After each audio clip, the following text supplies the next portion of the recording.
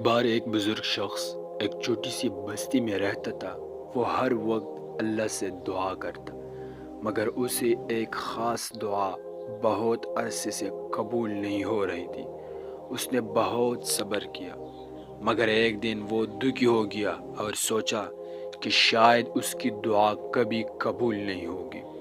ایک رات وہ بہت رویا اور دل سے اللہ سے دعا کی، یا اللہ، اگر میری دعا قبول ہونے والی نہیں ہے تو مجھے صبر دے، اور اگر قبول ہونے والی ہے تو مجھے یقین دے۔ اسی رات اسے ایک عجیب خواب دیکھا۔ ایک روشنی اس کے ساتھ آئی اور ایک آواز سنائی دی، اللہ تمہارے ہر دعا سن رہا ہے، مگر ہر دعا کا ایک وقت ہوتا ہے۔ تمہاری دعا یا تو فوراً قبول ہو جاتی ہے، یا کسی اور بیٹیا وقت کے لیے رک لی جاتی ہے، یا کسی مصیبت کو دروازہ بن جاتی ہے۔ صبح اٹھ کر بزرگ شخص کا یقین بہت مضبوط ہو گیا۔ اس نے دعا کرنا نہیں چھوڑا، اور چند مہینے بعد اس کی وہی دعا قبول ہو گئی جو اسے بہت عرصے سے مانگ رہا تھا۔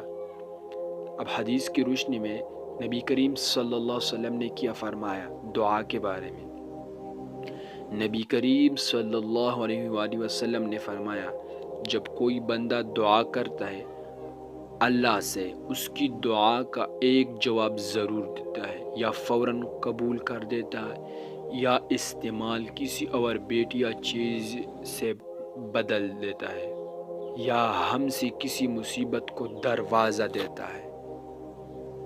اس کہانی سے ہمیں کیا سبق ملا؟